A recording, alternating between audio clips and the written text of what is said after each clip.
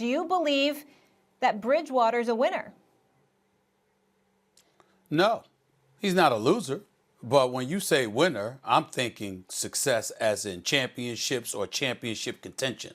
Since the moment he arrived in the National Football League, we respect Teddy Bridgewater. He's an incredibly likable guy, but he's been considered a relatively pedestrian quarterback, somebody that's not going to beat himself.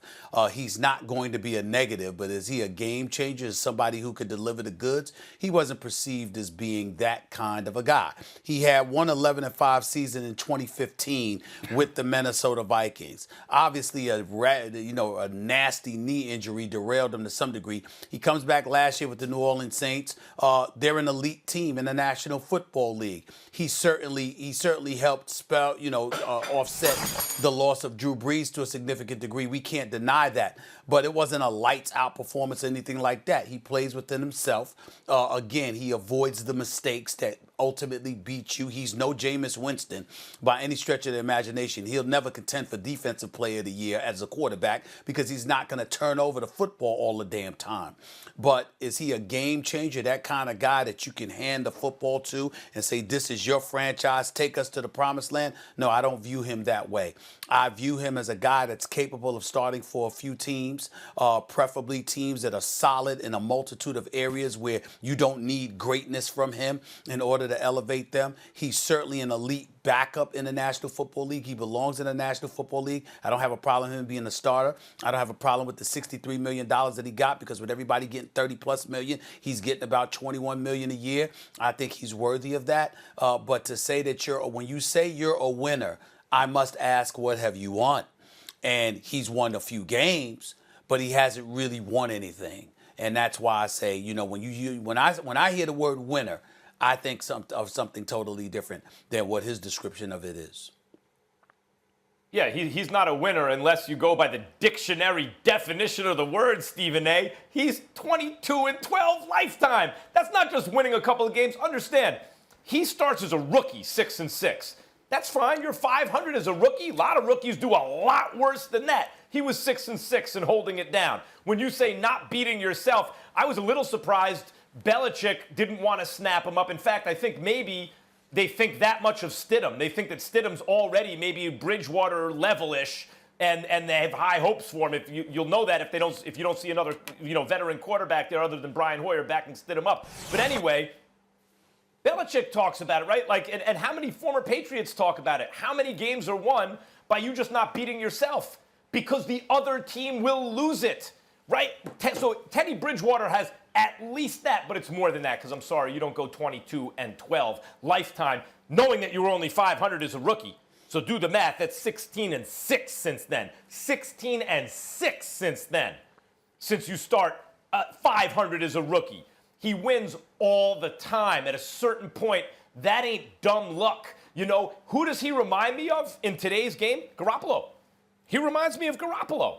And Garoppolo had enough in common with Tom Brady that Belichick wanted to give Garoppolo the reins. Now, Garoppolo's not Brady, and maybe Bridgewater's not quite Garoppolo. Maybe you're degrading it one over the other. But Brady's the greatest quarterback of all time. Garoppolo almost never loses, just had a 10-point lead in the fourth quarter of his Super Bowl. And here we have Teddy Bridgewater, winner. He's a winner.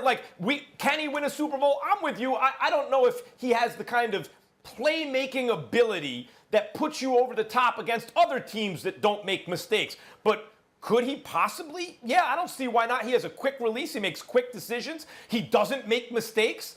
He throws a pretty spiral. What do you want from your quarterback? He's pretty damn good. I think, I'd say he's a winner based on the fact he wins twice as much as he loses.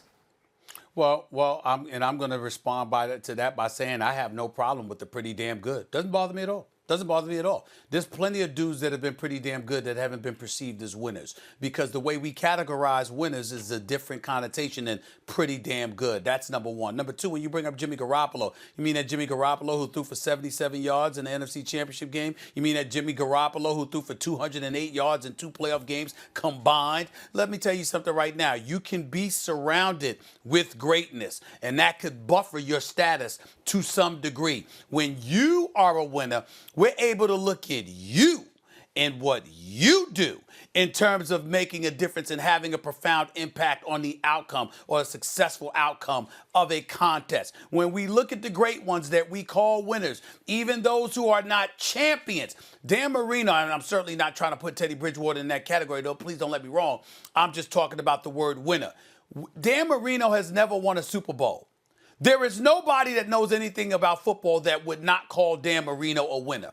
Because we've not just seen the Dolphins win an abundance of games with him at the helm. We saw them do it because of him. That's the difference. I'm saying use the eye test. The eye test, when you're looking at guys perform, you can avoid making mistakes. But are they winning because of you? That's the question mark here. No. And that's all I'm saying. He's pretty damn good. You're right. That's a but team carrier, Stephen A. It's a different category for me. That's a team carrier. Look, that's a team, generally, colloquially in sports, that's a team carrier, right? Okay. But a winner is this. Look, let me ask you this about Teddy Bridgewater. I agree, he's not going to make mistakes. He ain't Aaron Rodgers, right, or Patrick Mahomes. He's going to, oh, my God, did you see that play with the game on the line? But we've seen Eli Manning. Eli Manning basically game manage and then in the moment of truth come up with that big play. I'd say, obviously, Bridgewater is not these two, but this type of quarterback, they're different physically. But Tom Brady, and Russell Wilson, early in their careers were basically game managers big on third down. You mean to tell me that Teddy Bridgewater couldn't game manage you and keep you in a position to win and then is incapable of making a big play on third down when you need him? You don't think he has it in him? Well, first of all, I don't have a problem. Yeah, he is capable of being a game manager. That would happen to be what I called him. Secondly, and more importantly, I classify that differently than being a winner. Thirdly, could he make a big play on a third down or whatever? Fine. I haven't seen many of them. Number 4, when you brought up Eli Manning, you don't get to say that. Thanks for watching ESPN on YouTube. For live streaming sports and premium content, subscribe to ESPN+.